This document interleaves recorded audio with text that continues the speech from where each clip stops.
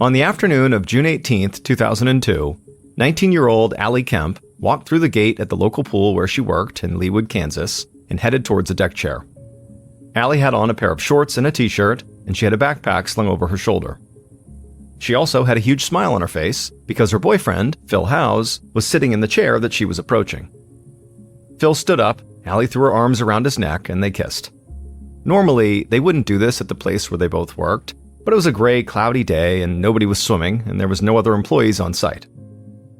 Allie had only been back home in the wealthy Kansas City suburb where she grew up for a few weeks after finishing her freshman year at Kansas State University. And almost as soon as her summer break had started, she reconnected with her high school boyfriend, Phil. They had actually mutually agreed to break up before they went off to different colleges, but now that they were back together, Allie felt like no time had passed at all. And it was nice that they even had the same summer job as pool attendants, so they got to see each other at work sometimes. Allie asked if anybody had come to the small neighborhood pool that day, and Phil told her it had been empty except for the landscaping crew, and he thought maybe the pool maintenance worker was coming by later. Phil grabbed his bag and told Allie he would pick her up that night for their dinner date they had planned. Then they kissed again, and Phil walked out to the parking lot. After Phil was gone, Allie tossed her backpack on the ground and sat down in the deck chair. She stared out across the empty pool and saw the landscaping crew trimming some trees on the other side of a low fence. They looked her way and smiled. Allie smiled back, but she kind of shrunk down in her chair at the same time. Being alone at the pool near a group of men she didn't know made her feel sort of uncomfortable. But the landscaping crew quickly seemed to forget about her and get back to their work, and Allie sort of forgot about them. Since there was literally nobody at the pool, Allie decided she would do something for herself. She opened up her backpack and pulled out a few brochures for different educational opportunities she had for her upcoming sophomore year. At college, Allie got really good grades, she was a student athlete, and was involved in multiple university clubs. In fact, she had been such an exemplary freshman at Kansas State that she had been invited by the U.S. State Department to join a group of 60 students from across the country who would study abroad and learn about diplomacy and American foreign policy. Allie knew it was a huge deal that she'd been asked to join this program, and she would have immediately jumped at the chance, but she also had another great offer. Her church group had asked her to join them on a study abroad trip to Russia, where she would work directly with young people in need, which was something she thought was extremely important. Both opportunities sounded incredible. Allie still couldn't make up her mind on which one she wanted to take, but either way, she knew she wanted to travel and experience other cultures. Allie had loved growing up in Leawood, and she enjoyed going to college not too far away, but she was ready to get out of Kansas for a while to see what the rest of the world had to offer.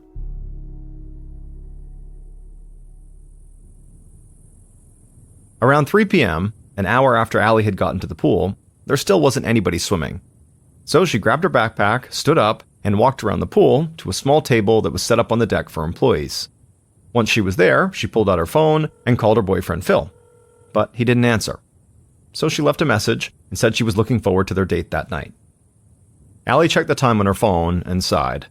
Her younger brother, who also worked at this pool as an attendant, had told her he would come by a bit earlier to take over so she could go home and get ready for her date, but that was still almost 2 hours away.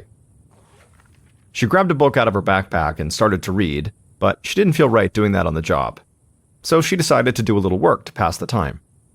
Allie got up, leaving her stuff on the table, and headed to the pump room, which housed pumps, filters, and other equipment to keep the pool clean. She was just about to start organizing the supply shelves when she heard a voice out by the pool. She thought maybe somebody had finally come to swim. Allie called to the person and said she'd be out in just a second.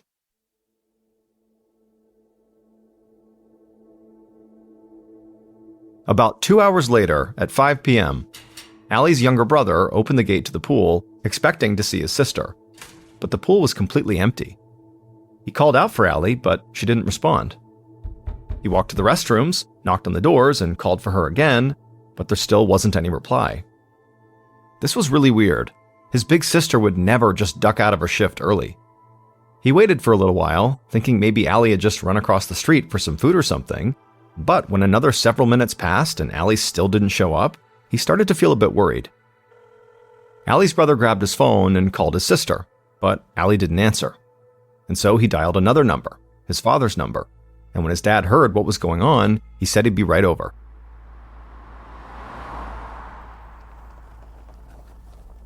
At 5:25 p.m., Allie's dad, Roger Kemp, arrived at the pool. He met Allie's brother just inside the gate, and he told his son to stay right there. Roger shouted for Allie over and over as he searched the area surrounding the pool, but Allie never called back.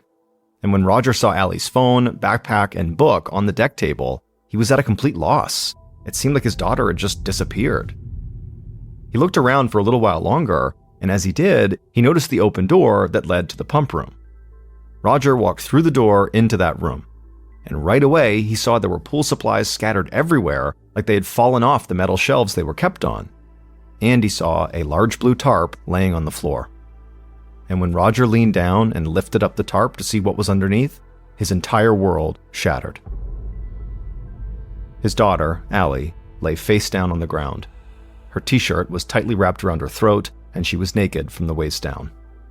Her hands and arms were scratched and bloody, her face looked badly bruised and beaten, and her hair was matted with so much blood it stuck to the sides of her face. Roger grabbed his daughter and held her in his arms and told her to please stay with him.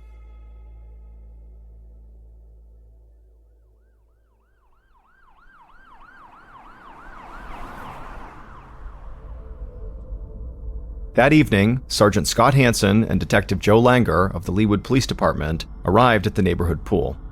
They were still in shock from the call they'd gotten earlier from dispatch. A young woman had been brutally attacked at this pool, and she had been rushed to the hospital, but pronounced dead soon after. Violent crime in Leawood was rare, but a murder like this was just completely foreign to them. Hansen and Langer walked through the gate, and they quickly met a couple of uniformed police officers who led them around the pool to the crime scene. The door to the pump room was still open, and before they even walked in, the detectives saw pool supplies scattered everywhere, and a pool of blood on the floor near a blue tarp. The detectives put on their gloves and stepped into the room. Both men were known to be extremely calm and methodical, almost clinical when they conducted an investigation. But imagining what Allie must have gone through in this room made it impossible for them to hide their anger. They were part of this community, and they couldn't believe that something this horrific had happened to a young woman from their town. After the detectives had looked around the pump room for a few minutes on their own, several members of the county forensics team arrived and quickly began pulling blood samples from the floor. But as the group started investigating the pool supplies on the floor, one of the forensics officers told everyone to stop moving. He pointed to a small, white object on the ground, and he didn't want anyone to accidentally step on it or kick it. As the forensics officer inched across the ground towards this object, Langer and Hansen asked him, what was it? The forensics officer stared at it for a second, and then said it was a small cap to a bottle, and specifically, it had a brownish-red stain on it. The other officers continued to scan the floor.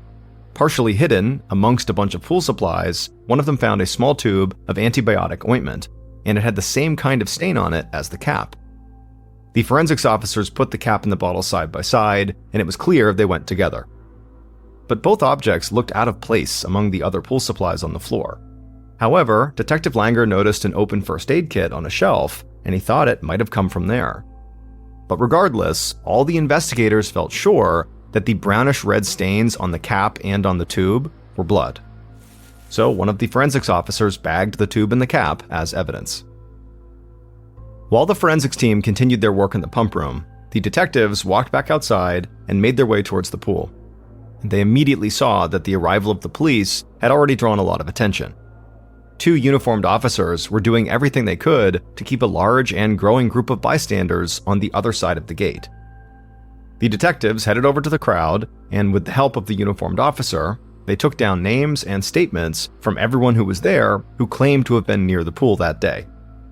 One person in this group was the man who actually managed the pool, and he gave the detectives the name of employees and others who occasionally worked on site. Members of that landscaping crew were also in the group, and a couple of them said that the only strange thing they had noticed that afternoon was that somebody had been laying on their car horn in the parking lot, just honking over and over again. Also, one of the landscapers added that Allie did not appear to be the first pool employee to arrive that day. Before her, a young man had been there, and when he and Allie saw each other, they had kissed like they were girlfriend and boyfriend.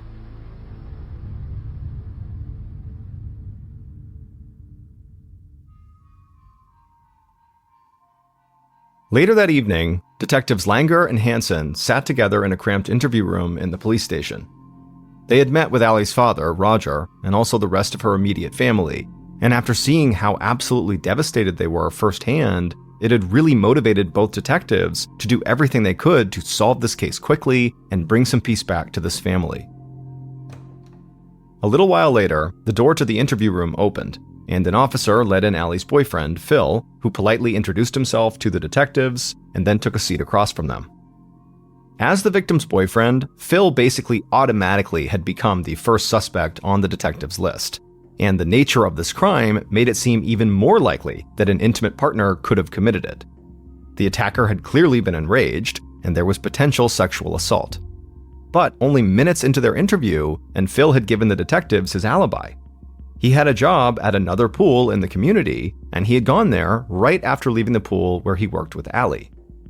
The detectives reached out to his employer at the other pool, and they confirmed that Phil had arrived on time for his shift and had not left early or anything like that.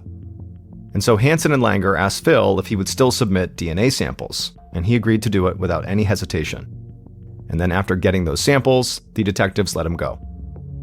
The detectives could not fully rule out Phil's involvement, but his alibi was very strong, so they had to admit to themselves that maybe this was not an open and shut case. Not long after the meeting with Phil, a young woman came into the police station requesting to speak to whoever was in charge of Allie's case.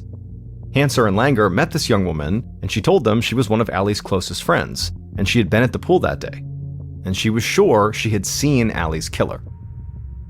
The detectives quickly led Allie's friend to an office and sat down with her, and Hansen said he was surprised to hear that she was at the pool, because everyone they'd spoken to so far had said nobody had been swimming that day. Allie's friend said she had not gone swimming either. She said she had pulled into the parking lot of the pool and begun honking her horn over and over again. She told them she was just doing it as a dumb joke, trying to annoy Allie while she worked alone at the pool. But after honking, she never saw Allie.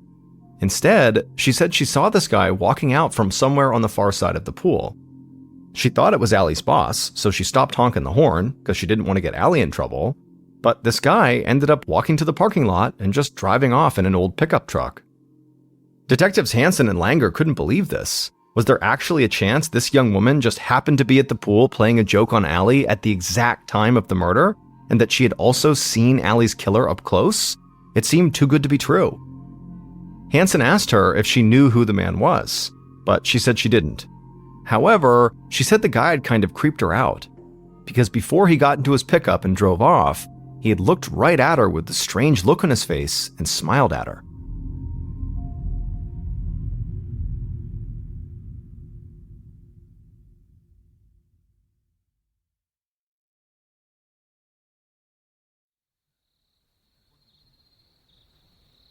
As midnight approached on June 18, 2002, about 6 hours after Allie's body had been discovered, her dad Roger walked into the University of Kansas City Medical Center and approached the morgue.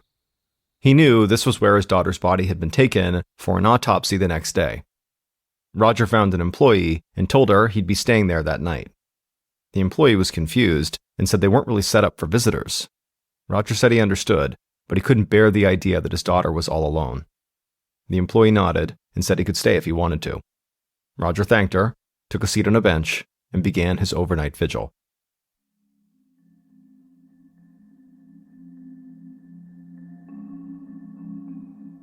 In the days following the murder, detectives Hansen and Langer learned from the autopsy report that while Allie did have bruises that seemed to indicate an attempted sexual assault, no sexual assault had actually taken place. They also learned that she had put up a major fight, and so the medical examiner and the forensics team hoped they would find samples of the killer's DNA under her fingernails. And so while Hansen and Langer waited for these test results, they met with Allie's friends and family to try to get a clearer picture of her life. And they quickly realized Allie was not a young woman who lived dangerously at all. Allie was a standout student, she did volunteer work, she had a job at school and also over the summer, and she didn't seem to do drugs or drink alcohol. For the most part, her close friends and her boyfriend Phil led similar lives. So the detectives did not think Allie was mixed up in anything or with anyone that would have made her a target for a violent crime. And when they got the result of Phil's DNA test, there was no match to the crime scene. In fact, none of the DNA samples collected so far matched anyone in the FBI's national database. And so now Hansen and Langer had to face the fact that they might be dealing with one of the hardest types of homicide cases to solve: a murder committed by an unidentified stranger. These types of cases can be so difficult that police often use the old cliche about trying to find a needle in a haystack when talking about them, because the suspect pool is basically infinite. At this point, Langer and Hansen's strongest lead was the man that Allie's friend had seen leaving the pool and getting into his pickup truck on the afternoon Allie was killed. But the detectives had no idea who this guy was. So they had Allie's friend sit down with a police sketch artist to describe the man as best as she could, and the police started distributing copies of the artist's drawing all over town. At first, this seemed like the right strategy to tackle a possible murder by a stranger because people started contacting the Leawood Police Department with tips almost right away. But this quickly proved to be overwhelming because the man in the drawing kind of looked like a lot of people. He was white, in his late 20s or early 30s, a little overweight, and starting to lose his hair. And so detectives Hansen and Langer soon found themselves fielding calls from all over the county. But most of these leads fizzled out almost immediately. At one point, weeks after the murder, the tips got so out of control in Leawood that people were approaching Hansen, Langer, and other members of the police force out in public just to claim that they were sure their brother-in-law or their cousin or some guy they saw was the person from the drawing. The investigative team got help from the county sheriff's department and other law enforcement agencies to try to pursue any viable lead, but none of these tips really seemed to go anywhere. And all of a sudden, months had gone by, and Langer and Hansen felt like despite chasing countless leads, they had basically made no headway in the case. And when 2002 came to an end, 6 months after Allie's murder, the detectives worried that the case was going cold and that they would soon be pulled off of it.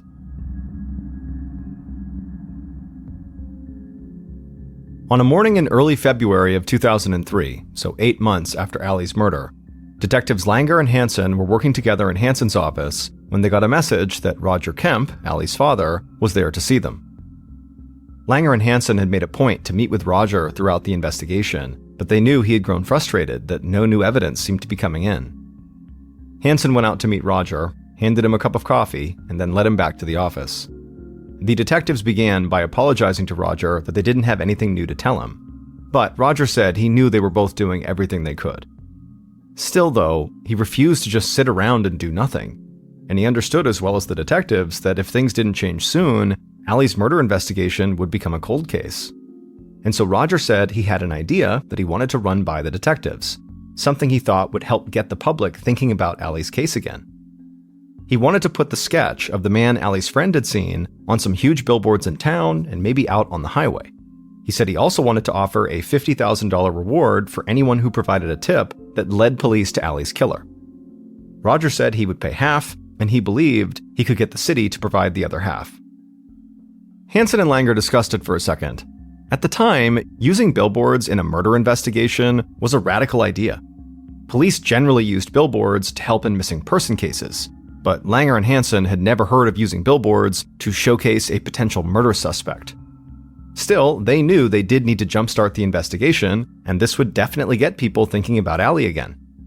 And really, they were not about to tell Roger he couldn't do something that might help bring him and his family some kind of closure. A few days after this meeting, the first billboard featuring the drawing of the potential suspect went up in Leawood, and it would soon be followed by 3 more billboards. And almost right away, tips started coming into the police station again. And just like the last time this happened, it got overwhelming. But Langer and Hansen felt energized that the investigation had sort of gotten back on its feet. And so the detectives and their team methodically followed up on any leads that came in. Then, on June 18th, 2003, which happened to be the 1-year anniversary of Allie's death, they got a tip that felt huge. Someone who had seen one of the billboards called the tip line to say the guy in the drawing looked exactly like someone he knew, a man named Ted Hoover. And when Langer and Hansen heard this name, it immediately rang a bell. And so they dug through Allie's case file, and they came back to the notes they had taken from the very first day of the murder investigation. And that's when they saw Ted's name. He was the owner of a local pool maintenance company. Detectives Langer and Hansen didn't waste any time. They got Ted's address, headed out to their car, and drove across town. And when they arrived at Ted's house, they saw an old pickup truck parked in the driveway. It didn't exactly fit Allie's friend's description of the truck she had seen in the pool parking lot, but the detectives knew witnesses didn't always get all the details right, especially if they were uncomfortable or creeped out like Allie's friend had said she'd been. Langer and Hansen felt like, for the first time in this investigation, they might finally have the killer in their sights. Both men stayed completely calm as they approached the front door. They needed Ted to talk, so they didn't want to frighten him in any way. Hansen knocked on the door, and a few seconds later, a man answered. And this man looked remarkably similar to the sketch the detectives have been staring at every day for the past year. But the detectives didn't give off any signal that they thought that. Instead, they introduced themselves and asked the man if his name was Ted Hoover. He said it was, and so the detectives asked him if they could come inside and ask him a few questions about the young woman who had been killed at the public pool a year earlier. Ted, who seemed as calm as the detectives, said sure, and he led them inside. The three men sat down in the front room of the house, and Detective Langer started things off by telling Ted that somebody had called the tip line and pointed to him. And so Langer wanted to know if Ted had been anywhere near the pool where Allie worked on the day that she was killed. Ted remained totally calm. He said he was not surprised he'd come up on the tip line. He'd seen the billboards, and he knew he kind of looked like the man in the drawing. He also said he had not done any work on the pool where Allie worked, but he did have a lot of clients around the area, so there was a chance he could have been maybe nearby that day, but he wasn't sure, and he wasn't great about keeping records of exactly what he did every single day. The detectives looked at each other. This all seemed way too convenient. So Langer asked if Ted had ever met Allie Kemp, either at the pool where she worked or somewhere else in town. And Ted shook his head. He said he didn't know her, and he definitely did not have anything to do with her death. The detective spoke to Ted for a bit longer, and he was very cooperative throughout the entire interview. However, he couldn't provide them with any kind of solid alibi. And so at some point, Langer asked Ted if he would submit a DNA sample, just so they could cross him off the list. And at that point, the calm look on Ted's face completely disappeared, and he started acting very nervous. Ted must have noticed right away the vibe he was giving off, because he quickly told the detectives that his nervousness had nothing to do with the case. He just didn't like the idea of his DNA being part of some kind of national database. That just didn't sit right with him. The detectives tried to assure Ted that his sample would only be used to help with this particular case, but Ted said he didn't want anything to do with it, and he would need to speak with a lawyer. By the time Langer and Hansen left Ted's house, they were confident they had just found Allie's killer. His appearance alone had already been pretty solid evidence. I mean, he looked exactly like the sketch. But also, the detectives just didn't buy his paranoia around the national database thing. They figured the real reason he was afraid to give a DNA sample was because he knew the results would incriminate him. Since Ted did not voluntarily give up a DNA sample, the detectives would have to find enough evidence pointing to him that would enable them to secure a warrant so they could demand Ted to provide a DNA sample. And they knew if Ted really was lawyering up, their case would need to be airtight just to get that warrant. So, over the next several weeks, the detectives tried to find any proof they could that Ted had been at the pool on the day Allie got murdered. They got back in touch with the landscaping crew, Allie's boyfriend, and anyone else they thought might have seen him, but they didn't have any luck. Langer and Hansen refused to give up on this lead, though. It was the first time in over a year that they believed they were close to solving the case. So they dug deeper into Ted Hoover's background, hoping to find anything that might give them a clue. And they ended up finding something that completely blew their minds. Because according to multiple government documents, Ted Hoover had been dead for over a decade.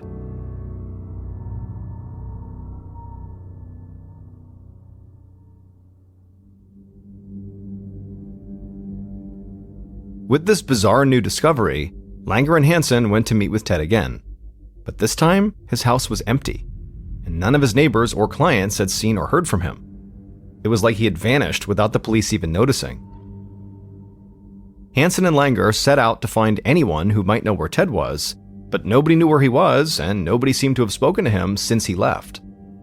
And the detectives knew that trying to locate a man who'd supposedly been dead for years and had seemingly just disappeared into thin air seemed like an impossible task. But the detectives caught a huge break when a couple of people who knew Ted said that before he disappeared, he had been dating a woman named Lara Barr. So Hansen and Langer shifted their focus to her, but tracking Lara down proved to be as difficult as tracking down Ted. She was nowhere to be found in Leawood, or anywhere in Kansas for that matter. Weeks, months, and then an entire year went by, and the detectives were still trying to find this woman who could maybe lead them to the man they were actually looking for. And in the meantime, they had to tell Allie's dad, Roger, that even though they believed they knew who had killed his daughter, they couldn't track him down. Finally, in the fall of 2004, which was almost 2.5 years after Allie's murder, Detective Langer got a hit on Lara Barr. He learned that Ted's one-time girlfriend, Lara, was now living in Connecticut with a man named Benjamin Appleby, an ex-convict who had been busted for armed robbery and indecent exposure. And when the detectives began digging into Benjamin Appleby's background as just part of their general investigation into Lara Barr, they realized Benjamin Appleby had a clear connection to Leawood, Kansas, and to Allie's murder case. In November of 2004, about 2 weeks after Langer and Hansen first located Lara, the detectives sat inside of an interview room with local detectives at a small police station in Connecticut. An officer led Lara in, and Langer asked her about her relationship with their suspect, Ted Hoover, and any connection Ted might have to Allie. Lara appeared to be as helpful as she possibly could be, but it became pretty clear within a few minutes of talking to her that she didn't seem to have any helpful information or really any connection to the murder. However, when her new partner, Benjamin Appleby, stepped into the interview room later that day, everything changed. Just looking at Benjamin made the hair on the back of Langer's neck stand up. And as the detectives spoke to Benjamin, slowly but surely, they realized he must know more about what happened to Allie than he was letting on. And so the detectives went on the attack, asking blunt and aggressive questions. And this tactic paid off, because the more they pushed, the more Benjamin began to crack. And soon, Benjamin broke down crying and said he knew who killed Allie.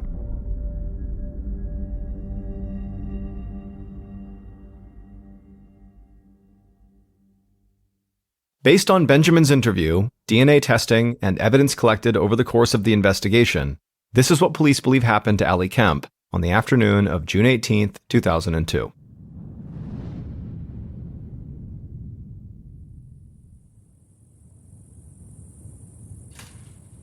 The killer walked through the gate and began to scan the area. They saw the pool was completely empty, and that the landscaping crew that had been working nearby had moved far enough away that the killer could remain out of their sight.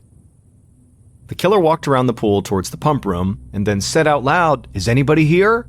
Even though the killer had clearly watched Allie from the parking lot and seen her walk that way, so they knew she was over here. And a moment later, Allie called out from the pump room that she'd be out in a second, and when the killer heard that, they felt a rush. And before Allie could even step out of the pump room, the killer stood in front of the door and blocked it, and then made a lewd remark about Allie's appearance and also made a clear sexual advance towards her. But Allie brushed the killer off and told them to get out of the way and tried to walk past them. The killer grabbed Allie and touched her breast, at which point Allie threw a punch. The killer blocked Allie's fist and immediately lost it and flew into a rage. They grabbed Allie by the shoulders and shoved her further back into the pump room, but Allie fought back, swinging her fists and scratching at the killer's hands and face. But the killer slammed her into the metal shelves and pool equipment fell onto the floor.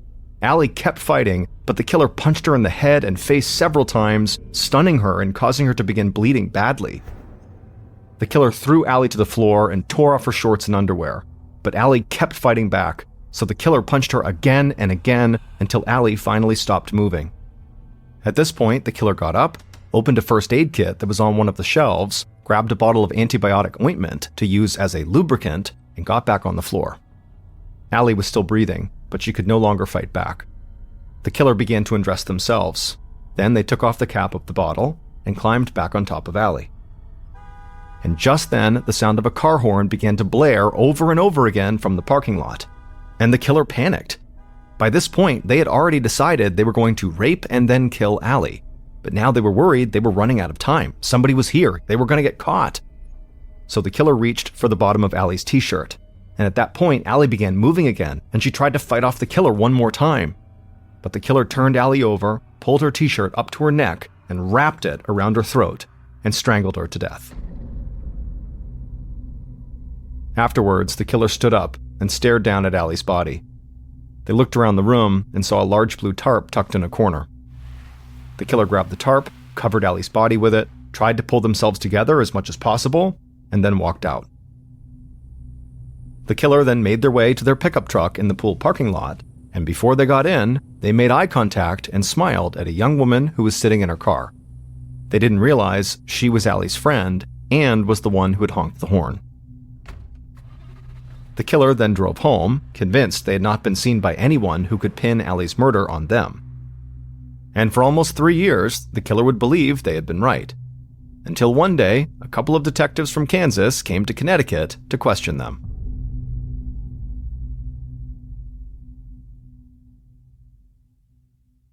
It would turn out Benjamin Appleby, the man who was Laura's new partner living in Connecticut with her, murdered Allie.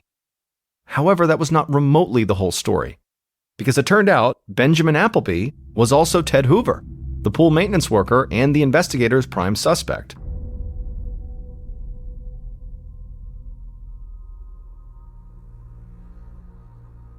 Benjamin had done prison time for multiple charges in Missouri, where he was from, so he decided to leave his name and his past behind.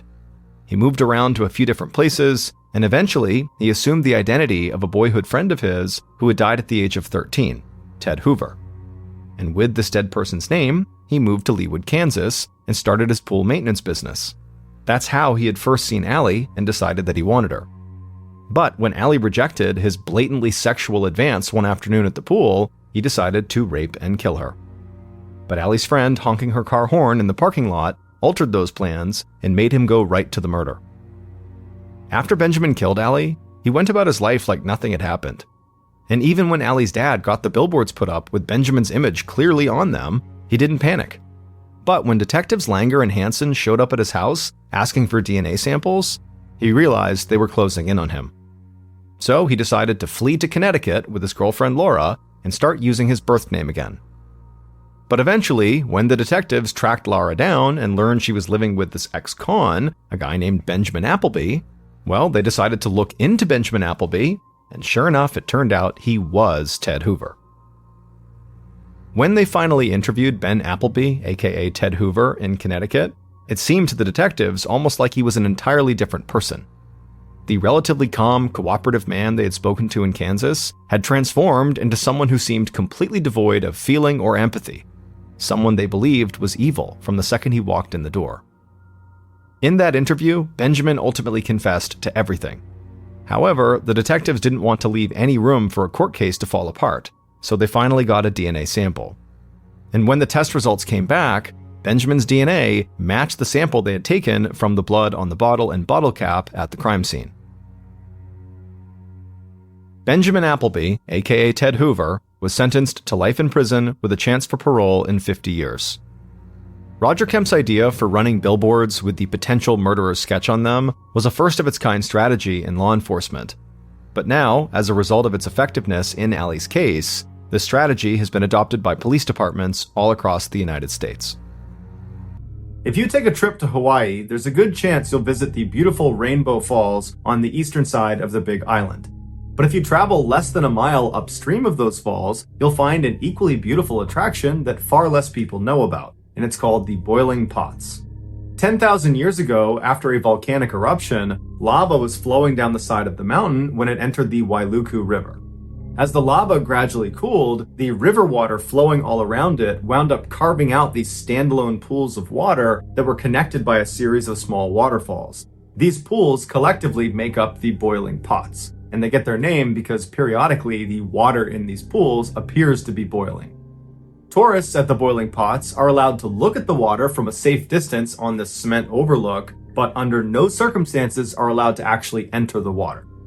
In 2015, Jolie Ricewig was a 62-year-old woman living in Kona, Hawaii, which is on the western side of the island.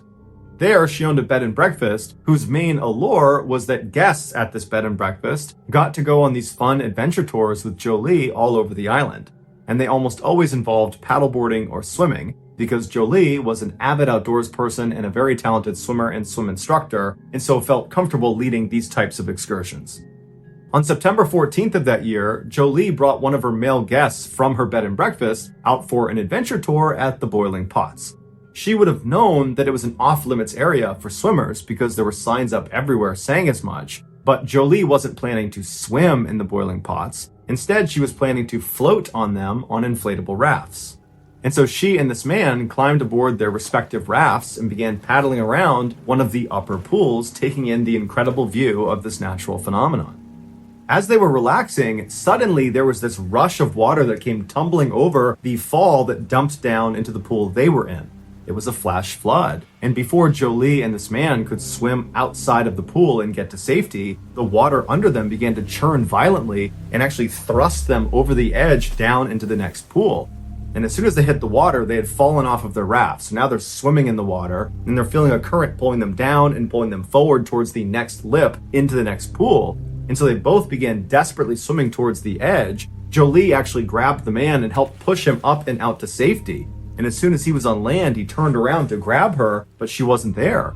And so he's looking around, and all he can see is her raft floating on the surface being taken down into the rapids. And so he thinks, okay, she must have fallen into the next pool. And so on the side of the waterway, he runs down and he's looking into the next pool, the next pool, the next pool, and she's nowhere to be found.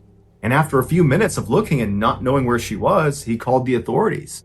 They came out and they launched this huge search for her, but despite searching the entirety of the Boiling Pots and all the way downstream, there was no sign of her. And after looking for an entire week, they never found anything. It was like she just disappeared, and so they turned the search off. As devastating as this was for the family to not have closure about what happened to Jolie, this was not a surprising outcome. In fact, it was almost an expected outcome considering why the Boiling Pots are off limits to swimmers. Each of the pools of water that make up the Boiling Pots is a deep, nearly vertical shaft of water, and at the bottom of it are these entrances to these underground tunnels, and these entrances are big enough for a person to slip inside of. And these tunnels are not short. They go on for a long ways in all different directions. In a flash flood scenario, that increased water that's flowing down the Boiling Pots creates this unbelievable current that inside of each of these pools is pulling straight down, which gives the water the impression that it's boiling, because basically the water's tumbling over as it's being filtered up and down inside of this vertical shaft. And so if you get grabbed by this current, it's going to pull you down and into one of these tunnels, and you won't get out again unless the current releases you. And so Jolie, after helping her guest get out of the water to safety, she was pulled down and into one of these tunnels, and she was held there for 5 months until finally the current released her and her remains were spotted just below the pots in a tide pool.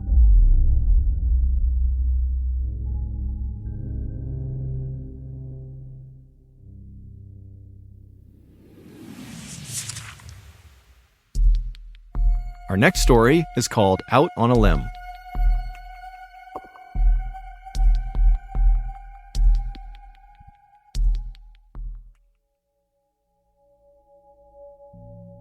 On the evening of March 25th, 2017, a 25-year-old farmer named Akbar Solabiro was harvesting palm fruit at the local oil palm grove near his tiny village in Indonesia. Now, the way Akbar would do this is he would use this long curved pole and he would prod at the bright red fruit in the tree, knocking it to the ground, and then he would gather it up, put it in his cart, and wheel it back home to be sold for palm oil. Now, on this night, Akbar was actually working later than usual because his wife and kids were out of town for a couple of days visiting family, and so there was no real reason to head back home because the house was empty. But Akbar was actually just fine with that because there was tons of ripe fruit, and so staying late would be quite profitable. But after a while, when the sun had finally set and it was getting difficult to actually even see the fruit in the tree, Akbar knew he really needed to leave soon because this area at night was actually not safe.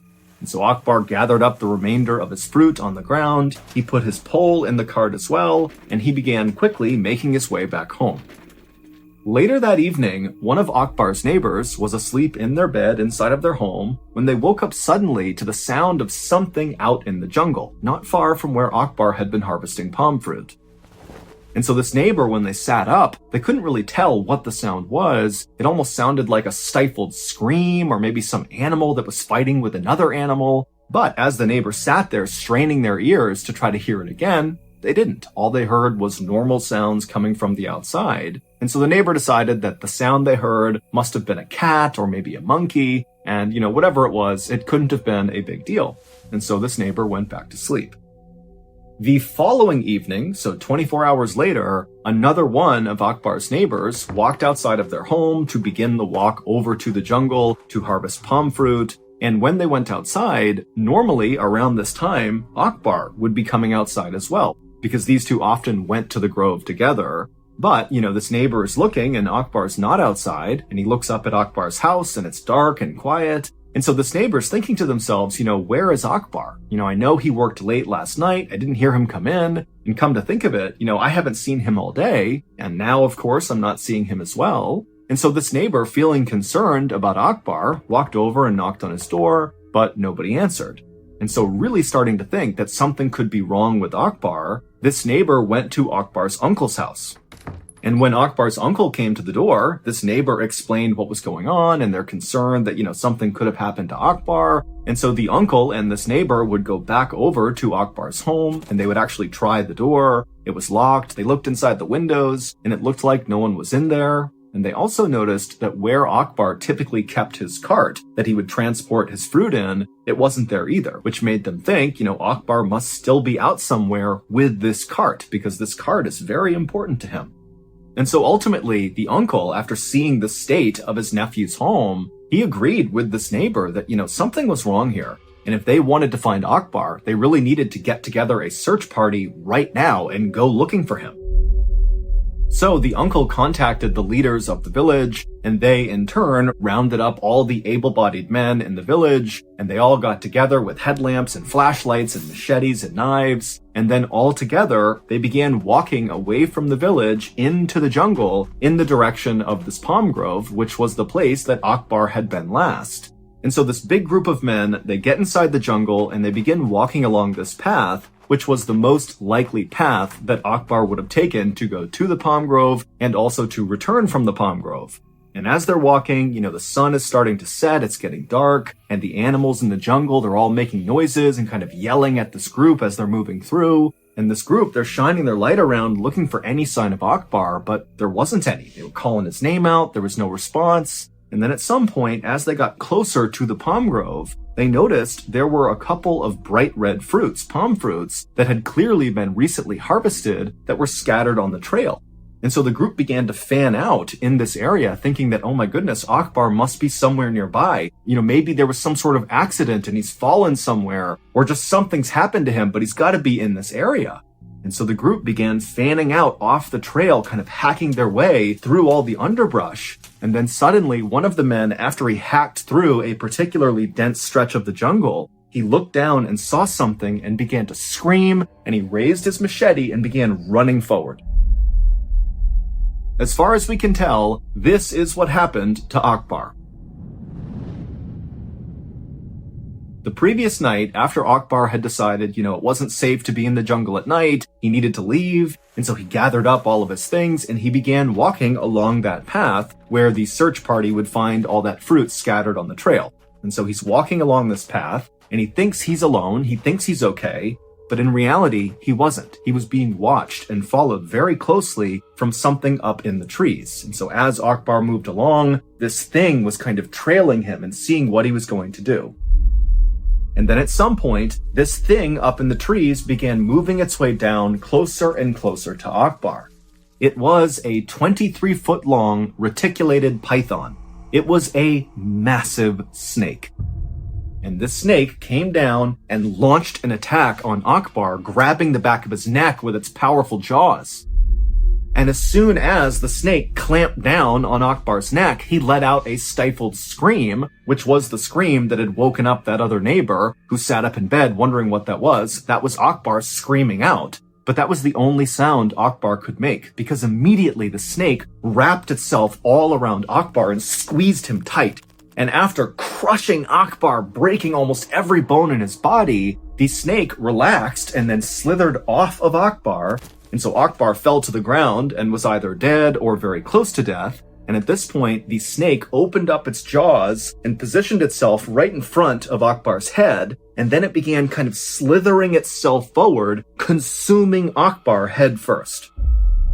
And the way pythons do this is they don't really chew on their victim. Instead, they kind of put their mouth over the top of whatever they're going to consume, and they kind of undulate and walk their bodies forward, driving the victim deeper and deeper into their body until they are completely consumed. And so the next night, when one of the members of the search party had gone off the trail and began hacking away and then saw something and charged after it with his machete, what he was seeing was the python, who very clearly had a person inside of its stomach. You could see the outline of the person. And so this search party member ran forward and hacked the snake, opened it up, and there was Akbar fully dressed and deceased inside of the snake.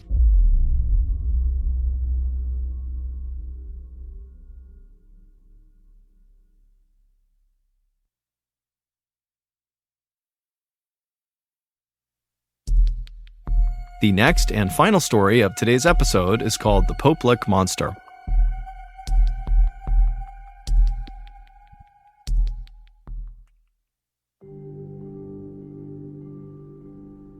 While she was in high school in Dayton, Ohio, Raquel Bain became known as a bit of a thrill seeker, primarily because she would do something called car surfing, which is exactly what it sounds like. She would climb onto the exterior of cars and hold on to the roof while somebody else drove it around. In addition to seeking out these physical thrills, Raquel was also drawn to psychological ones, like going to places that were supposedly haunted and seeing if she could spook herself. Following high school, Raquel kind of calmed down and became less of the wild teenager she was known for being, and instead she really focused on building a life and a career for herself. And so she would go to college and she would earn her degree in surgical technologies. And then by 2009, she was employed full-time as a surgical assistant in Dayton. Also around that time, she had her first child, a son who she adored. But despite creating this life full of stereotypically adult, mature things like having a career and starting a family, deep down, Raquel was still very much the thrill-seeking wild teenager she was back in high school. But as an adult, she just never had time to go seek out those thrills. So, with that in mind, fast forward to April of 2016. By this point, Raquel is 26 years old, and that month, a very rare weekend popped up where Raquel did not have to work, and she didn't have any childcare responsibilities. And so, wanting to take advantage of this free time, Raquel asked her boyfriend, 41-year-old David Nee, if he would join her on a road trip that weekend to Louisville, Kentucky, where Raquel wanted to check out the infamously scary Waverly Hills Sanatorium. Back in the 1900s, Waverly Hills was a place where tuberculosis patients were sent. Tuberculosis, or TB for short, is an infection of the lungs, and it can be deadly. Today, there's a cure for it, but back in the early 1900s, there wasn't. And so most of the people who went to Waverly Hills died there, and usually very slowly and painfully, and in total isolation from their families, because in virtue of being sent to Waverly Hills, they were effectively being quarantined to stop the spread of the disease.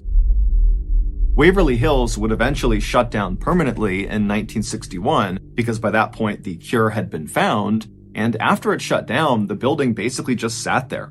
Nobody else came in and turned it into anything else. And so this building is basically abandoned, and lots of people began sneaking in to see what it was like in there, and a shocking number of these trespassers reported seeing ghosts inside.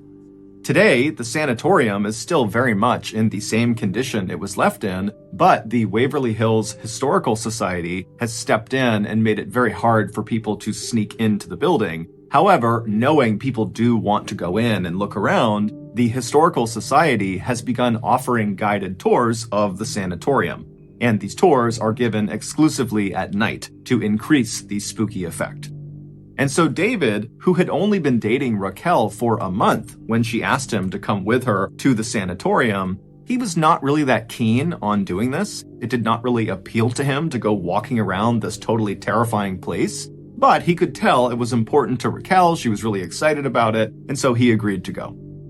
A few days later, on the late afternoon of April 23rd, the new couple left Raquel's place, they climbed into the car, and they began driving south.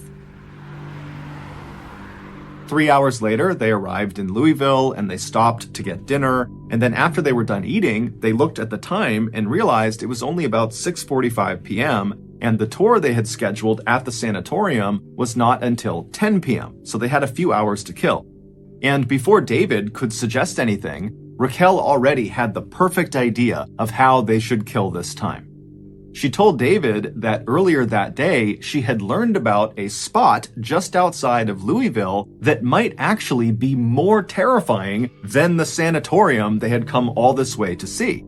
And so Raquel wanted to spend these few hours checking out this new spooky spot. This spooky spot was a rickety old, narrow, abandoned-looking bridge called the Pope Lick Trestle. It's located just east of downtown Louisville in this heavily wooded area.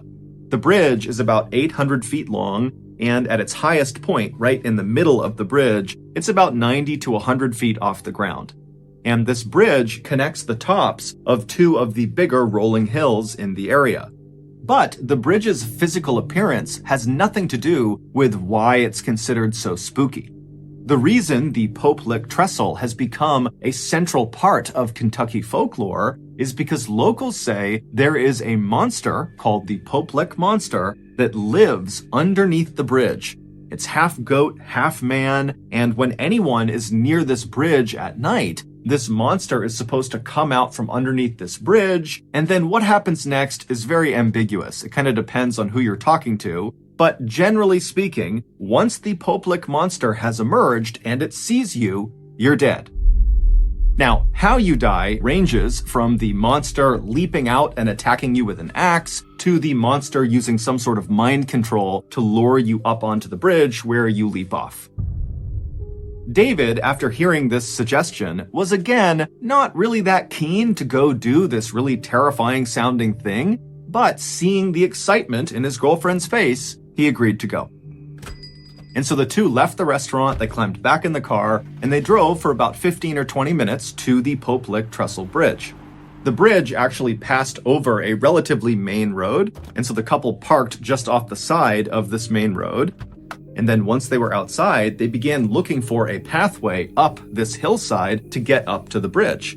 And very quickly, they found a well-worn dirt path that snaked up the side of this wooded hillside that looked very much like it would bring them up to the bridge. So with Raquel in front and David behind her, they began walking up this dirt path. And as they're walking, they start to see signs that clearly say, "No trespassing." But they ignore them because they're looking at this path thinking, okay, lots of people clearly come up here, so we've got to be okay. And so they keep on walking up this path and they're getting closer and closer to the top of this hill where they think it's going to connect with this bridge. And right as they're getting close, they see there's this huge chain link fence, this 8-foot tall chain link fence with barbed wire across the top that extends in either direction out of view. And so the couple walks up to this fence and there are more signs that say no trespassing, private property, and there are additional warning signs saying that what is on the other side of this fence is also just plain dangerous, so turn around and leave.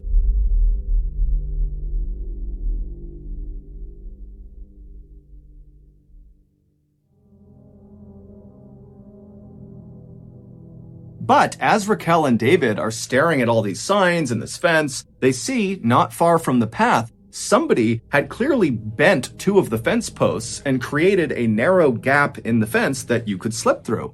And so from David and Raquel's perspective, that looked like the way other trespassers must have found their way up to the bridge, and so it must be safe. And so once again, the couple disregarded all the warnings. They made their way over to this gap in the fence, they both slipped through, and they kept on walking up the hill. Just a couple of minutes later, they reached this clearing, which was at the top of this hill, and once they were in this clearing, they were able to turn, and they could actually see the bridge. It was only a couple hundred feet away from them. And it was totally intimidating. By this point, it's totally dark out, and from their perspective, all they see is this very narrow bridge that they know is 100 feet off the ground at certain points, and they can see there's no guardrails on either side of this bridge. It would have almost looked like a tightrope kind of extending off into the darkness. But even if the couple was really intimidated by the sight of this bridge and with all these warning signs before it, they were able to put their fear aside and just keep on going. And so with David now in the lead and Raquel behind him, they walked the couple of 100 feet over to the start of this narrow bridge, and when they got there, without actually stepping onto the bridge, David came to a stop, he turned around to face Raquel, and he gestured for her to come stand next to him so they could take a selfie with the bridge in the background. Because David at this point is thinking, we're not going to go on this bridge. We're just going to look at this bridge, take some pictures, and then we'll go. But Raquel, who he's looking at, gesturing to come stand with him, just walks right past him onto the bridge and takes several steps out onto this narrow, rickety old thing, and then she stops, turns around, and gestures for David to come with her and walk across the entire bridge. And David, again, is having his second thoughts, but he sees Raquel wants to do this, and so he agrees to go. After they had walked about 100, maybe 200 feet across this bridge, the two of them just started laughing because it was totally exhilarating what they were doing. Not so much the quest for the Pope-like monster, but rather the very real risk they were taking walking this tightrope bridge in the middle of the night. The couple would continue to very cautiously but quickly make their way across this bridge, and when they reached about the halfway point, when they were at the highest point from the ground, the bridge itself begins to shake. And then from behind them, they hear this loud grinding sound. And so the couple, they whip their heads around and they see there are these two bright glowing lights that are looking right at them all the way on the start of the bridge. And they realize it's a train. When Raquel and David walked up that dirt path and snuck through the fence and reached the top of the hill and could actually see the Pope-Lick Trestle Bridge, they would have also seen the train tracks in the hillside that clearly extended onto the Pope-Lick Trestle and went across the bridge. This was a train bridge. They would have seen that. But it's assumed that the couple, who didn't live in the area and so didn't know much about the Pope-Lick Trestle, it's assumed they thought, well, this is a train bridge, but it's got to be abandoned. It certainly looks abandoned, and it does. It looks totally old. It does not look active, even though it is. Or the couple thought, well, this is just an old train bridge. It might be active, but surely no train is going to come through anytime soon. We can get across the bridge before a train arrives. But, of course, they were wrong. When the couple turned around and saw these two headlights bearing down on them, they quickly realized they would not be able to outrun this train. The train's clearly trying to stop. It has seen them. It's hitting its brakes. It's sounding its horn, but it's just clearly moving too quickly. So they cannot run to the other side to safety. And because this bridge was meant for a single train to pass through, there was no other track they could just jump onto to avoid being hit. And there were no walkways on either side of this railway. And so literally all they had was the track that this train was going to cross over, and they were on it. And so with no other choices, David yells to Raquel that they have to climb down and hang off the side of this bridge. Now, there were these wooden slats that ran underneath the rails. They ran perpendicular to the rails, and these wooden slats kind of extended off the edge of the bridge on either side just a couple of inches. And so in theory, if you were holding onto the outside of one of these wooden slats and kind of dangling off the edge of the bridge, a train could cross those tracks and not run over your hands or fingers. You would just have to hold on that whole time as the train is rumbling through. And so David, he flops down onto his stomach and he's trying to lower himself as fast as he can as this train is getting closer and closer, and he's yelling for Raquel to do the same thing, but she's not really moving very quickly. And finally, David, he gets in position. He's hanging off the edge of this bridge on these wooden slats, and he sees Raquel. She's not quite there, and then the train comes flying through. It strikes Raquel and sends her flying off the bridge to the ground below.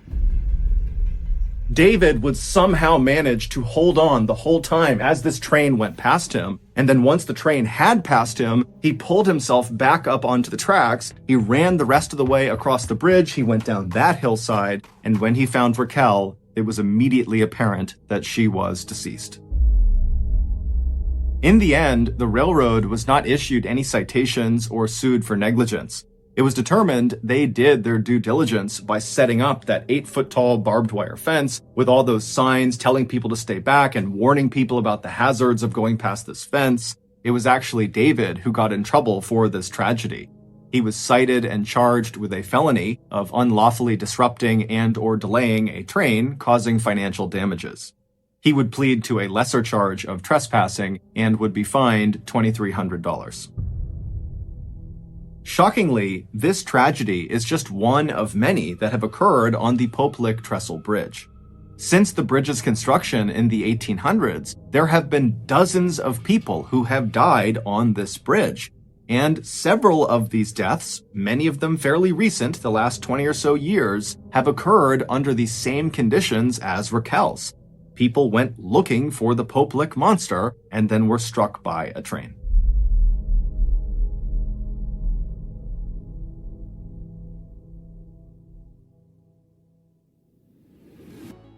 In the fall of 1986, Frank Bowen, along with his two daughters, Tina, who was 15, and Karen, who was 9, they experienced just a terrible loss. So Frank's wife and the girl's mother suddenly passed away from cancer. And so that in and of itself was obviously tragic and terrible. But what made it even worse is that, she had been a working mom, and her income was a vital part of just making ends meet in the Bowen household. And so as soon as she passed away, as much as Frank just wanted to be there for his girls to help them grieve the loss of their mother, he really couldn't. He started immediately having to pick up all these late night shifts at his job, again, just to make sure financially the family was whole. And so it's like within days of the mother passing away, Frank is out late at work, and these two poor girls are just stuck at home by themselves, just totally grief-stricken and alone. And so in October of that year, on one of those nights where Tina and Karen were home alone and their dad was out working late, these girls, you gotta remember, they desperately miss their mother. All they want is to just have one more interaction with her. They can't believe that she's gone. They were so close with her. It's like their whole lives have been turned upside down. And so on this night that they're home alone, putting themselves to bed, they start talking about how, man, I just wish there was just a way to communicate with mom. And at some point, one of the girls says, wait a minute, maybe there is a way to do that. So the girls owned a Ouija board, and a Ouija board is basically a way people believe they can speak to the dead. It looks sort of like a game board. It's got letters and numbers on it, and it's got a yes and a no on there. And there's this thing called a planchette, which is basically like this little free-floating dial, almost like a pointer that you can place on the board. And people that use the Ouija board will place their fingertips right on the edge of the planchette. And they will literally just say things like, if there are spirits in the room with me right now, give me a sign. And in theory, if there are, the spirits will move the planchette around so that people have their fingertips on it, but they're not controlling it. And it will move around the board and land on yes or no, or spell things out or give numbers. It's just a way people believe they can speak to the dead. And so Karen and Tina are like, why don't we get our Ouija board out and have a seance? Let's try to communicate with mom and see if she manipulates the board and gives us a sign that she's here with us. And so, Tina and Karen, they get their Ouija board, they go down into the basement of their house, they lay it out, and they put their fingers on the planchette, and after a minute, one of the girls is like, hey mom, are you here with us right now? And they have their fingers on the planchette, but nothing happens. So again, the girls kind of wait a minute, and they try again, mom, if you're here with us right now, please, anything, just move it even a little bit, show us you're here with us right now. Nothing happens. And so over and over and over again for over an hour, the girls just sit there asking every combination of question they can possibly think of to try to elicit a response from their mother, who they so want to believe is like with them right now, sort of looking out for them.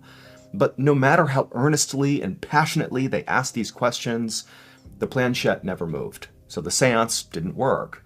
And so the girls, it's not clear if they literally believed they were actually going to get a reaction from their mom, But, this was pretty disappointing. It was like another reminder that, mom really is gone.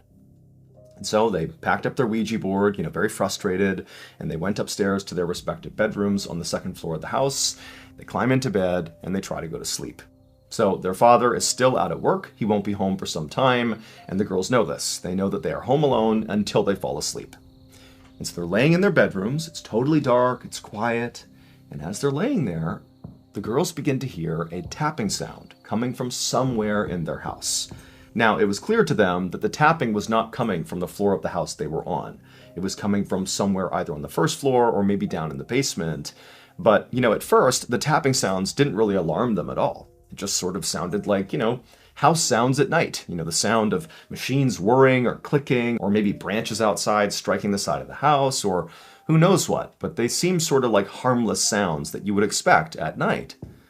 However, as the tapping sort of persisted, it wasn't really consistent tapping sound. It was more sporadic, but it was consistently sporadic. Like it was obvious whatever this was, it wasn't stopping.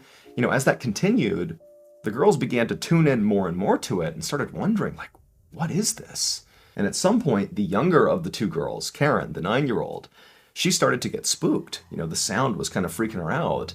And so she got out of her bed and she left her room. She goes down the hallway. She comes into Tina's bedroom and she goes up to her big sister and she's like, "Do you hear that tapping sound?"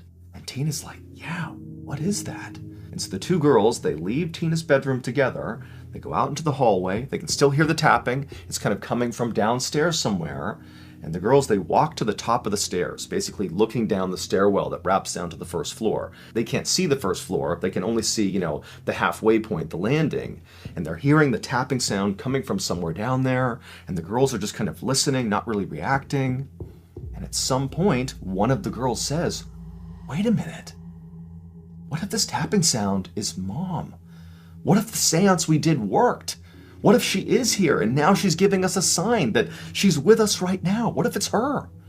And so feeling sort of excited all of a sudden, one of the girls just says, "Mom, is that you down there?" And immediately there's a response. Tap, tap, tap. Something from downstairs is reacting to their question.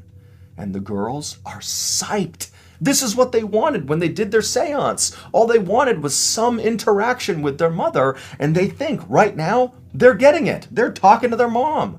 And so after getting that tap, tap, tap response, one of the girls asks another question. "Mom, if it's really you, give us another sign. Really show it's you." Tap, tap, tap.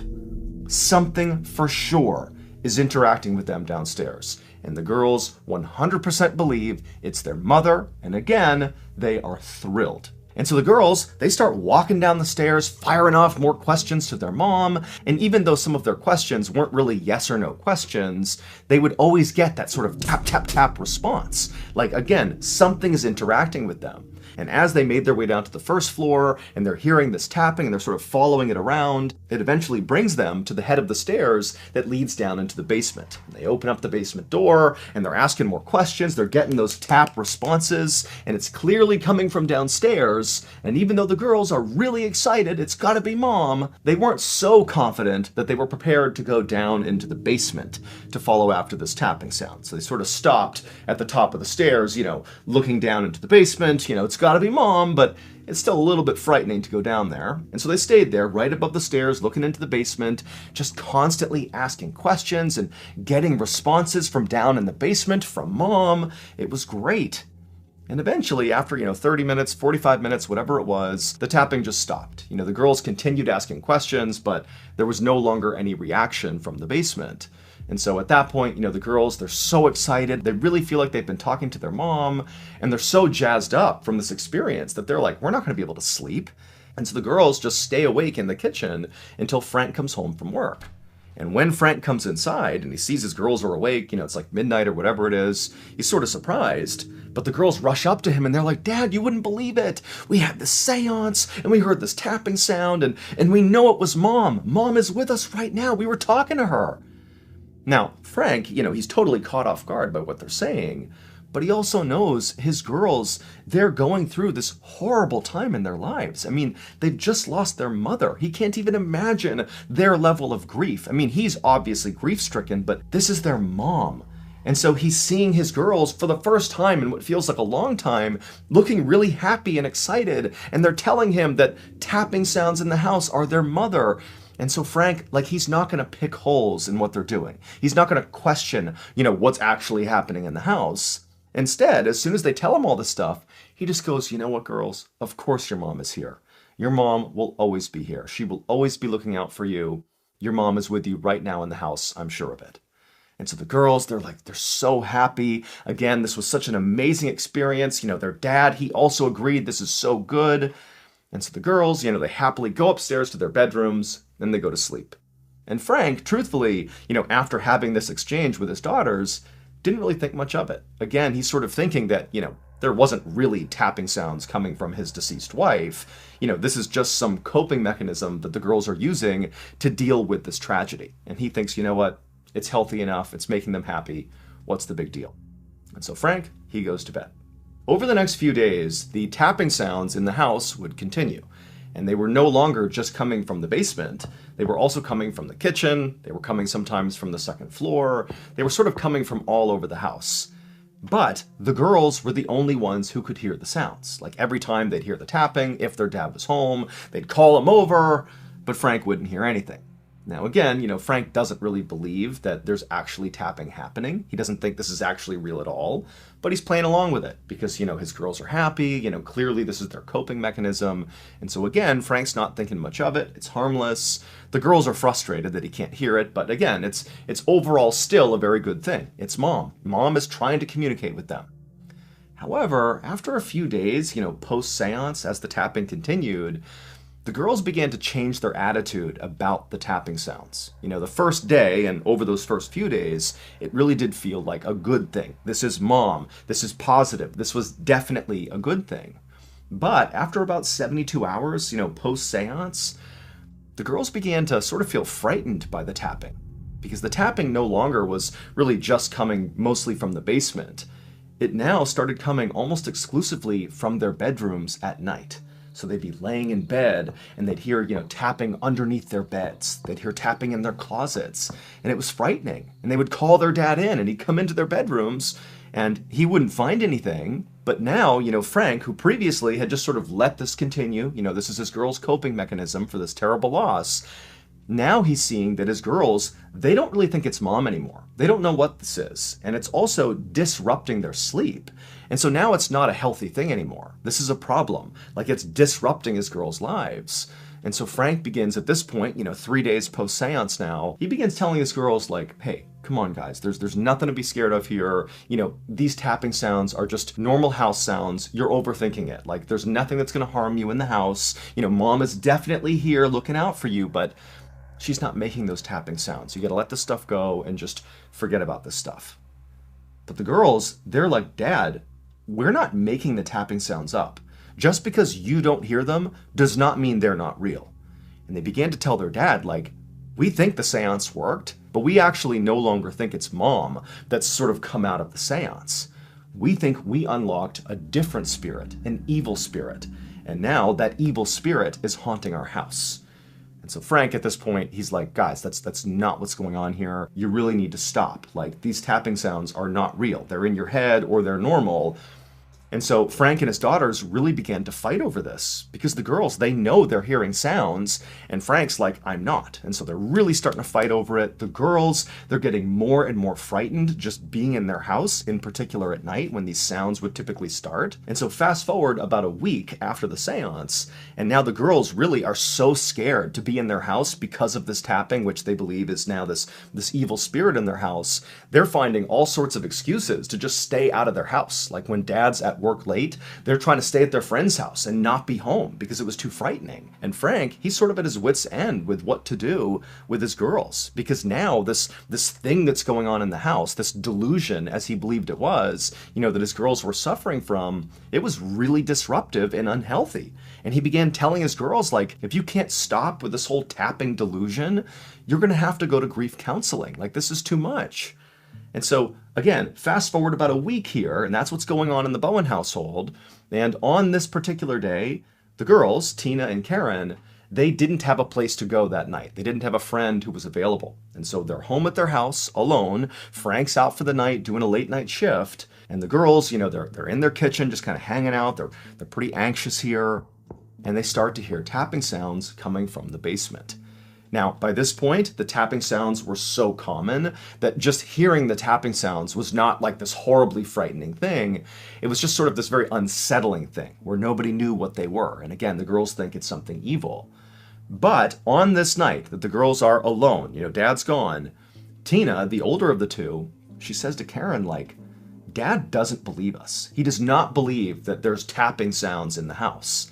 And so we, right now, need to go down in the basement and investigate. Because if we don't, no one's ever going to look into this. Like, nobody believes us. And Karen is horrified at the idea, Karen's the 9-year-old, of going down into the basement, to go see what this tapping is. But she doesn't want to be away from her sister. And so she's like, okay. And so Tina gets a knife from the kitchen. She goes to the door to the basement. Karen follows right behind her. And Tina, she opens up the door, and the two girls begin going down the steps. And once they get to the bottom of the steps and they're in the basement, it's just this kind of blank slate down there. There's a washing machine and a dryer, there's some boxes, but it's just sort of a dank, sort of open, nothing cellar down there. And the girls, when they got down there, they're looking for the origin of this tapping sound. And on some level, they expected to find something that was making these sounds because they've been hearing these sounds. For them, it's not a delusion. Like, every time they hear these sounds, they are real to them. Just because their dad doesn't hear it does not mean it's not real to them. And if you look at the beginning, when they first started hearing the sounds, they thought it was their mom. And they never really fully investigated. They maybe didn't want to find out that, perhaps the tapping sound was, a washing machine or something, because that would destroy the illusion that it was their mom. So they never fully investigated then, and then the next few days after that, when it sort of transitioned and became a scary thing, the girls also never really investigated because it was scary now. They didn't want to know what was making this tapping sound. And so now here we are a week into this, and they've gone down into the basement where they've heard the tapping sounds, and they're like prepared to see something that is making this sound because it's real for them. Like, maybe it's a raccoon or some animal that's gotten into their house, but there has to be something because they hear these sounds. But now they're looking around this basement and there's nothing. There's nothing that could possibly be making this sound, and the girls are horrified. And so after being down there only for a couple of minutes, Tina, who's got the kitchen knife, she's like, Karen, let's get out of here. Like, this isn't right. Let's get out of here. And so the girls turn around and they begin going back up the steps. And as they do, they notice something on the stairway wall that they didn't see on the way down. Written in red on the wall are the words, "I'm in your closet. Come find me." And when the girls see that, they are horrified. And they sprint up the stairs, they bolt out of their house, they go to their neighbor's house, start banging on the neighbor's door. The neighbor comes to the door and he's like, "What's going on?" And the girls are like, "Oh my God, we had this seance, we've been hearing tapping in the walls, and now somebody's written on the walls, we don't know what's going on." And the neighbor is so confused, really doesn't understand what's happening. And he's like, "Look, girls, just come into my house, you're safe here, we'll wait for your dad to come home, he'll know what to do." And so the girls, they're hysterical. They go into the neighbor's house, they shut the door, and they wait.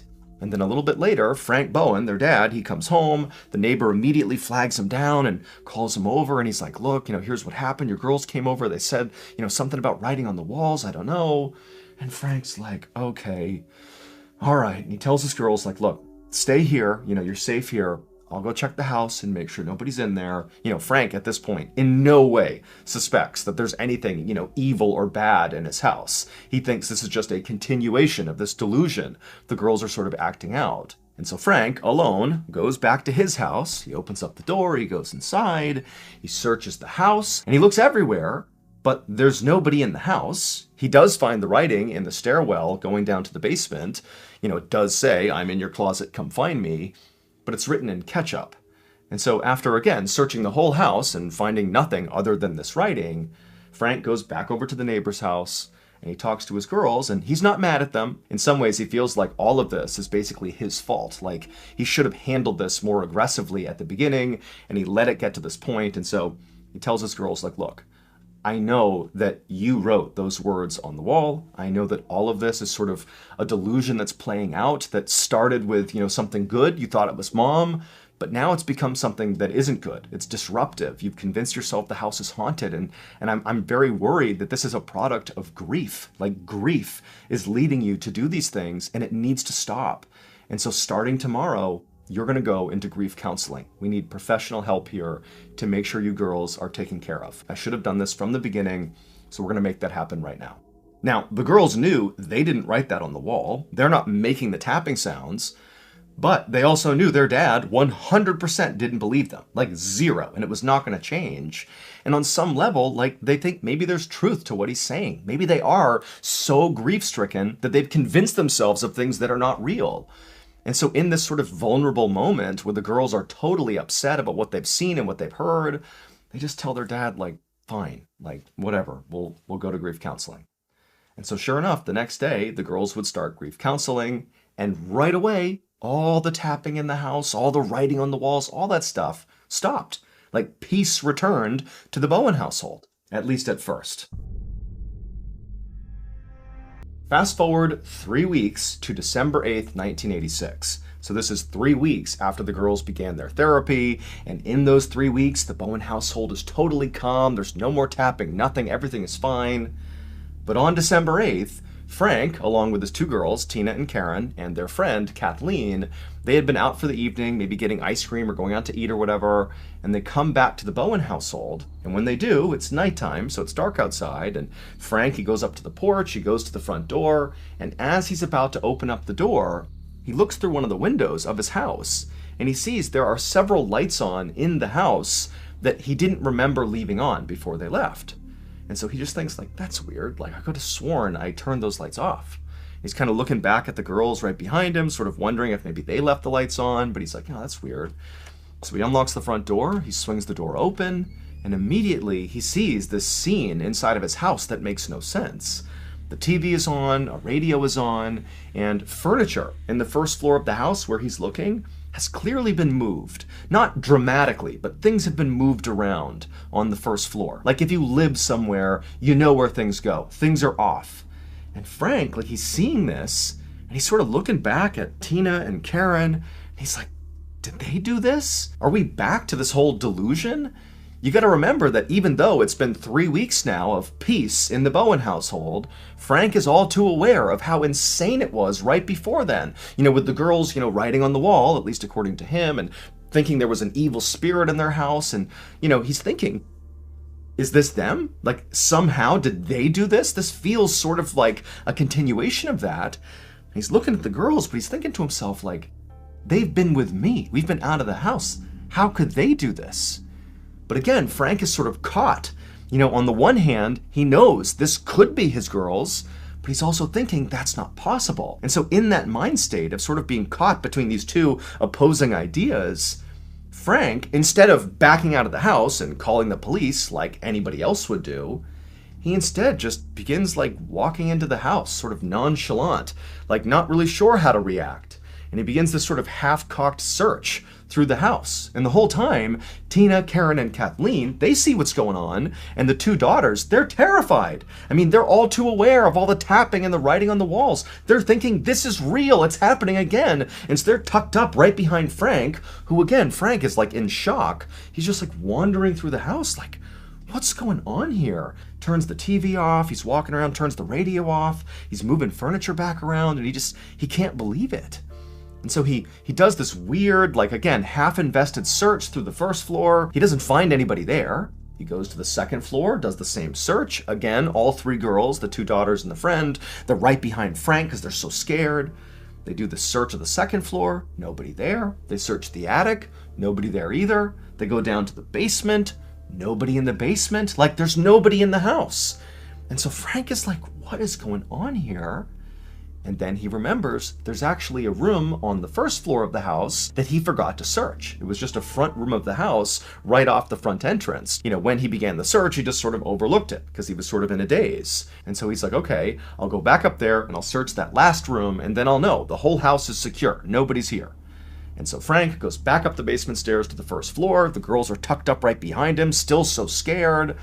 And he makes his way towards this room, and this room overlooks the front of the property. There are windows looking out to the road. It's just you walk in, there's windows, there's the front of the house, and there's a little closet over to the left. It's like a sitting room. And so Frank, he goes into this room, and right away he sees on the wall right in front of him, written in shaving cream, are the words, "Marry me." And so Frank, he walks over to the words, and he's staring at them, being like, what is this? Like, who wrote this? The girls, again, are right behind him, tucked up against the back of his legs, and he's staring, and as he's doing that, he hears movement in the closet in the room that he's in. And Frank turns, and he looks at this closet. The doors are open to this closet, but it's a dark closet, and out of the closet walks a man who was wearing a dress, Frank's dead wife's dress. This person had clown makeup on their face, and they were wielding a hatchet. And they walk out of the closet, and they look at Frank, and they look at the girls, who are so shocked, they're just in silence, staring back at the sky.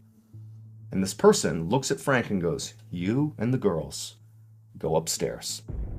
And so Frank immediately goes into protector mode, and he gets between the maniac and his girls, and he just tells the girls, like, go up the stairs, do what he says. And the hatchet-wielding maniac just sort of walks along, following after Frank and the girls. Again, Frank sort of staying between this person and the girls. And so Frank shepherds the girls up the stairs, and he's like, "Go ahead, girls. First bedroom, go in the first bedroom." So they go upstairs. All three girls go into the first bedroom. So Kathleen, Karen, Tina, and then Frank, he goes into the bedroom, and the maniac's right here in the hallway about to follow after Frank. And as soon as Frank gets in the door, Frank shuts the door and holds it shut, and there's suddenly this struggle between the maniac in the hallway and Frank. The maniac's trying to get in, there's this vicious struggle, and Tina, who's already in this bedroom, just turns, runs, and leaps out the second floor window. And so she smashes to the ground, she runs next door to that neighbor's house, she slams on the door, the neighbor comes out, and Tina's screaming about, "There's someone in my house!" And so the neighbor at this point knows this is a real emergency. They call the police, and then minutes later, the police show up, and when they get there, they look up at the Bowen household, and Frank Bowen is leaning out of that second floor bedroom, and he's screaming to the police, "Hey, there's somebody in here. He was just at my door. He's gone. I don't know where he is." And police, they get over, they put a ladder up to the window. Frank comes down, they get the other two girls down, so everybody is safely out of the house now. They've been moved over to that neighbor's house. And now the police are going to go into the Bowen household to find this dress-wearing, hatchet-wielding, clown makeup-wearing maniac. They're going to find him and put him into custody. And so the police, they go into the Bowen household, guns drawn, and they search that entire property, top to bottom, and they find nothing. Nobody's there. The house is completely vacant. However, they would find a hatchet lying by the back sliding glass door, and the back sliding glass door was partially open. And so ultimately, again, when nobody is found inside the house, the police decide, clearly this maniac, if there really was a maniac, is now gone. Because look, the door's open, the hatchet's here, so they're gone. And so the police, they go over and talk to Frank and his family, and they're like, "Look, we don't really know what to make of this. We didn't actually see, this person you claim to have seen in your house. I'm sure there was somebody, but we didn't see them. And so for now, what we're going to do is we're going to monitor your property 24/7 and just see what happens, see if anybody comes in or out. We'll make sure nobody comes to this property. And we'll also begin an investigation in town to try to figure out, who this maniac was. And in the meantime, you and your girls go stay with a family friend or something. Just don't be here because we don't know what's going on here." And so Frank and his girls, they went and stayed with a family friend, and the police began their surveillance of the Bowen household. And for 2 days, nothing happened. Nobody went in or out of the Bowen household. And despite police canvassing the town and trying to figure out, who this maniac could have been, they really didn't get anywhere. Because remember, Frank's description and the girl's description of this maniac was, probably a man wearing a dress with clown makeup on. And so effectively, this person had a disguise on. There was nothing to go on. So they couldn't find anybody in town, there was no leads, and nobody has come to this house, and they're communicating with Frank Bowen the whole time. Basically, nothing's coming of this case. And so finally, 48 hours after, confronting this maniac in the closet, Frank and his girls, they've been at the family friend's house this whole time. And Frank's like, "You know what, it'd be great to get my toiletries and a few other things from my house. because basically they evacuated their house and didn't get a chance to pack or anything. And Frank's thinking, like, nothing's going on at the house. There's no leads in this case. It's got to be safe to go back to my house for a minute and get the things I need.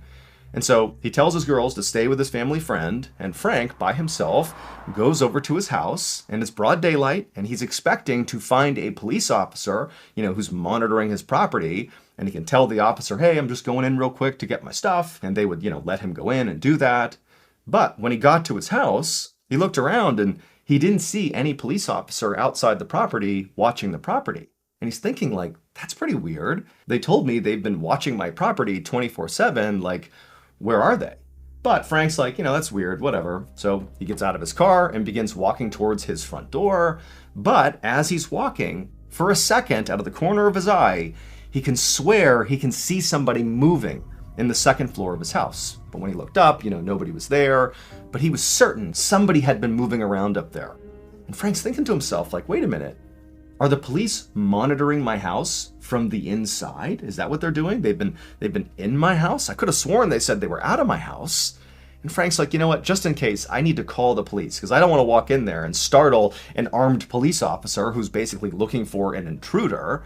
And so Frank, he goes to that neighbor's house and uses their phone, and he calls the police, and he's like, hey, are you in my house? Is that what you guys have been doing? You've been monitoring my house from the inside? And they're like, no, we have been watching it from the outside. Very likely what's happened here is you've arrived at your house at the exact moment when there is turnover happening between the police officers who are watching it from the outside. Meaning the officer who's been watching your house must have just left, and the incoming officer who will be taking over the next shift is probably on their way, or maybe they're there right now. And in fact, what you should do, Frank, is hang up with us, go back to your property, and very likely the officer will be there or be there soon, and you can talk to them and have them search your house just in case to make sure nobody's in there. And so Frank says, okay, he hangs up the phone, he goes outside, and sure enough, now there is clearly a police officer in a car outside of his property. So Frank goes over and, explains the situation to the officer, and the officer's like, no one's going inside your property. Literally, we have watched this property 24/7, save for a couple of minutes here and there when we're doing turnover, but nobody's gone in or out of your property. But either way, Frank, I'll search your house just to be sure. And so Frank goes back over to the neighbor's house, and this officer goes up to Frank's door, he opens it up, he looks inside, and he can't believe what he's looking at. In the first floor of Frank's house, it's just madness. There are pennies glued to the ceiling of the first floor, and the furniture clearly has been moved all over the place, but it's been stacked in these sort of weird arrangements. And there are glasses of champagne all over the first floor, and there are kitchen knives that have been driven into family photos on the wall. Like the knives are still sticking into the photo, and where these knives have been driven through the photo is always on a picture of either Tina or Karen, the two daughters. And where there are knives in these pictures, above those pictures is written, I'm going to kill you, Tina, or I'm going to kill you, Karen. And so this officer obviously knows, we have a problem here. And so he backs out of the house, he calls for reinforcements. And so all these officers go in, guns drawn, now convinced, clearly somebody has found a way to come in and out of this house, or they're still here, and we have to find them.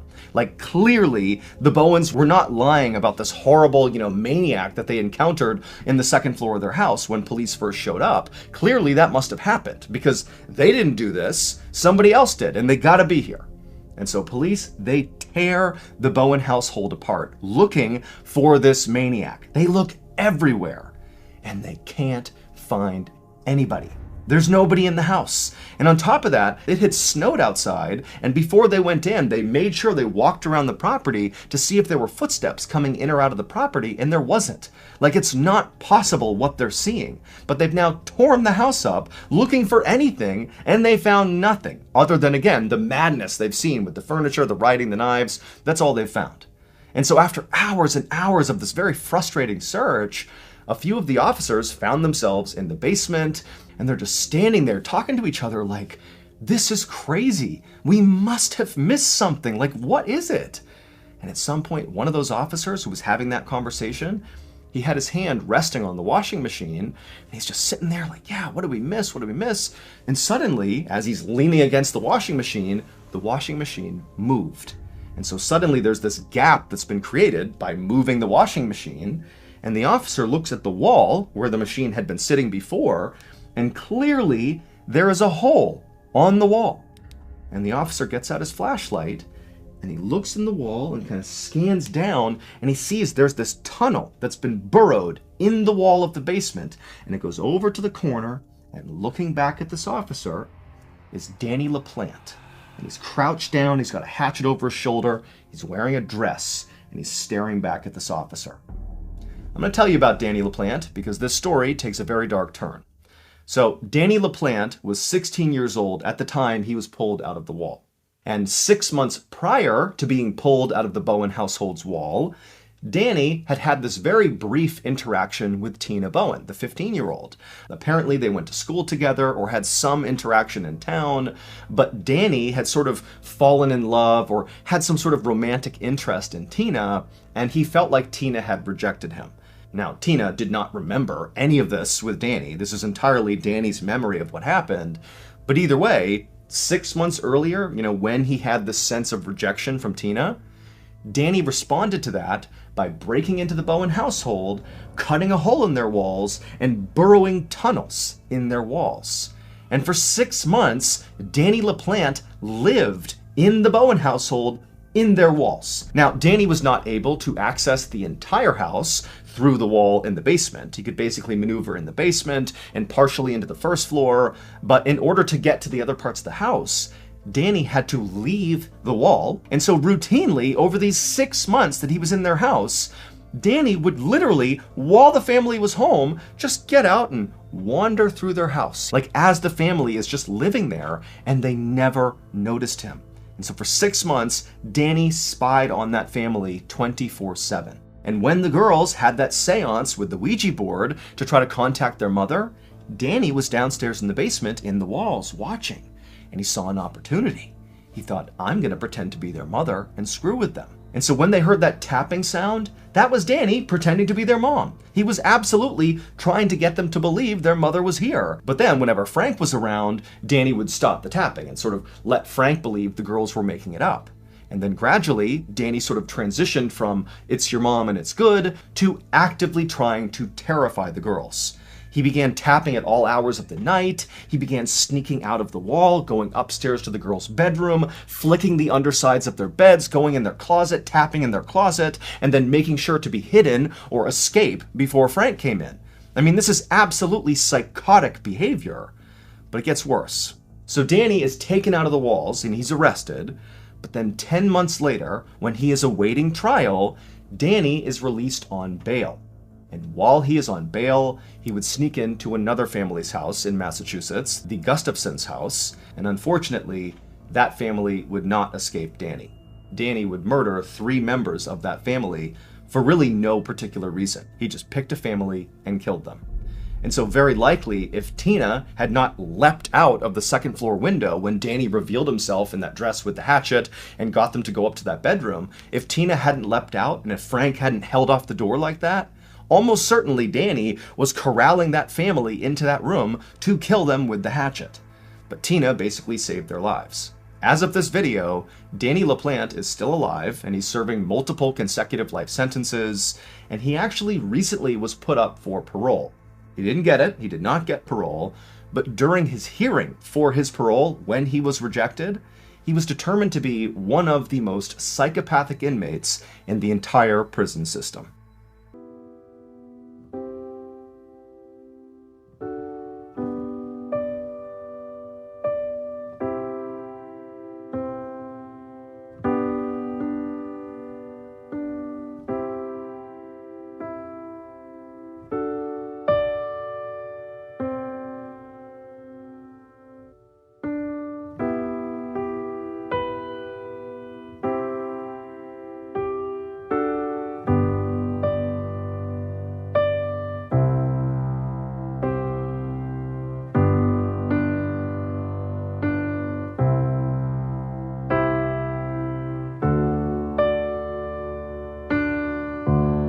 Thank you for listening to the Mr. Ballen podcast. If you enjoyed today's stories and you're looking for more bone-chilling content, be sure to check out all of our studio's podcasts. Mr. Ballen's Medical Mysteries, Bedtime Stories, and Run Fool.